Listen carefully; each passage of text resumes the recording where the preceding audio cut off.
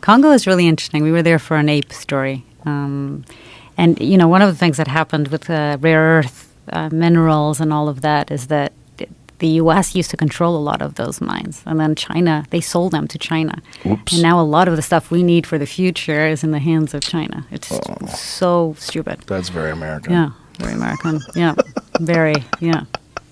Yeah, it's dark. It's just crazy that there's so much exploitation in that country. Mm-hmm.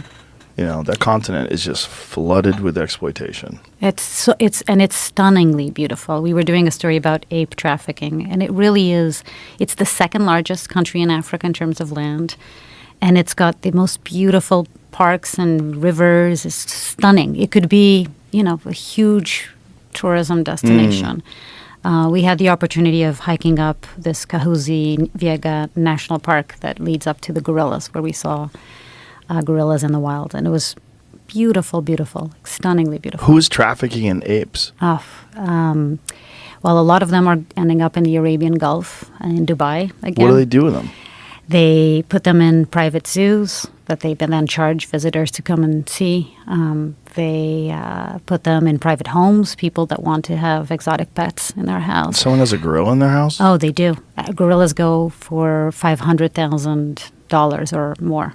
It is crazy gorilla that they catch in the wild. And the sad part about it is that to be able to catch that gorilla, and the same thing with chimpanzees, they have to kill the whole family because, they're very social and... Baby apes being stolen for pets. Yeah. Little's being done to stop it. Yeah. $550,000 was the trade gorillas. ban for African great apes in China, Middle East, and Pakistan. Yeah. Wow. So they have to kill the whole family? They kill the whole family, Joe. It's horrible. And the sad thing... Why do they have to kill the whole family? Because, for example, if baby chimps, you can't carry your live chimp, for example, because they're too dangerous. And so it's the Batwa pygmies. We did the whole chain of who hunts them, who kills them, who transports them, and then who buys them. And we started in the park with the Batwa pygmies. You had a guest that I remember when I was doing research for the story I listened to. Didn't you have a guest Justin here Wren. who talked? Yeah, who did Fight a story for the about Forgotten. that? Yeah. So the pygmies, they've sort of lost their home, which is the forest. The Congolese government says they can't be there, and they have no money and no schools and no education and nothing. Desperate situations. So these people come out and say, if you get us a baby chimp, we'll pay you $10. $10 for a baby chimp. And they go out, and the problem with baby chimps is that until they're 5 years old, they live at the hip of the mother, like always next to the mother. It's the way their family is. And so to be able to take and kidnap the child, they have to kill the whole family because the estimate, the average is like 10 chimps have to be killed in order to be able to take away one baby. Because they'll attack? Because they'll attack, yeah. They won't let you leave with a baby. Yeah, it's very, very sad. So we're talking to these guys who have done this.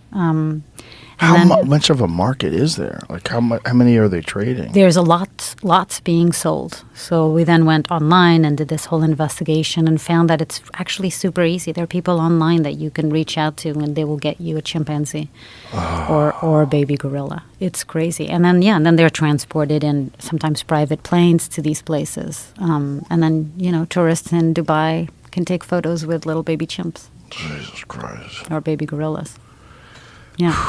I'm sure you know about that lady in Connecticut that had a full-grown chimpanzee in her home, and then her friend came over, and the chimp decided it didn't like her friend, so it ripped her face off, just tore her apart. Yeah. Yeah, they're ruthless. They are. You shouldn't have one in your home. Yeah, that's for sure. And you're not going to stop them unless you shoot them. They're just so powerful. There's not a damn thing you can do to stop them from ripping your face off. Right. Yeah. It's the Doc Antle of it all, Remember Doc Antle, Tiger King? Mm-hmm. Do you remember that guy? Yeah. A lot of them, it's basically people around the world wanting to be Doc Antle and having like a private safari that celebrities come to. What a bizarre need. What a bizarre want. Have a bunch of locked up exotic primates in cages you can just stare at. But also what a bizarre need it is that we want to take photos and selfies with tigers and apes. Like, why?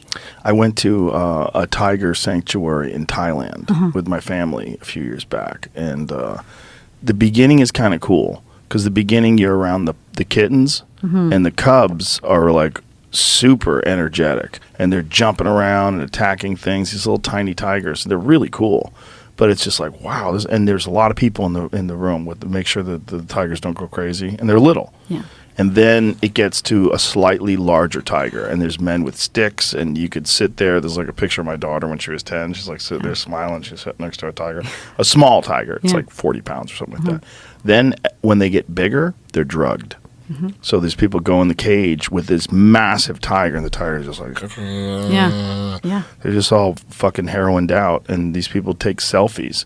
And it was so sad. I'm like, we have to leave. I'm so depressed. Do you remember the name of that place? I do not. Because It was in Chiang Mai. Yeah. Yeah, it's really sad. And the babies are also taken from their mothers. Yeah.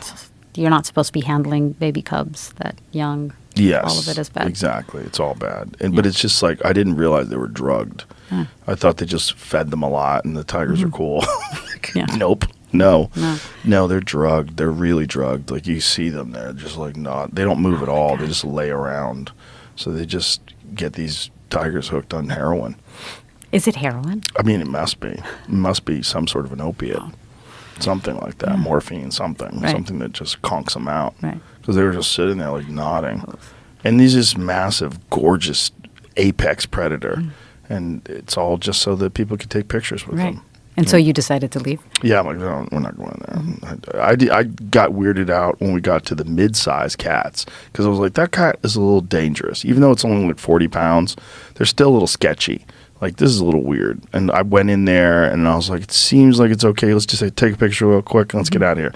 But then when you get to the big cats, it's like massive depression sets in. You're like, oh, no. Yeah, it's so terrible, yeah. Because I'm just enamored with cats, especially tigers. I just think nature created like the most beautiful, terrifying thing. I mean, if a tiger wasn't real, it's right out of Avatar. I mean, with their insane colorations and their fangs and the way they can leap, their capabilities. I'm sure you've seen that video of the guy who's on the elephant and the tiger leaps through the grass and gets him while he's on the elephant. You ever seen that? No. Oh, it's one of my favorites.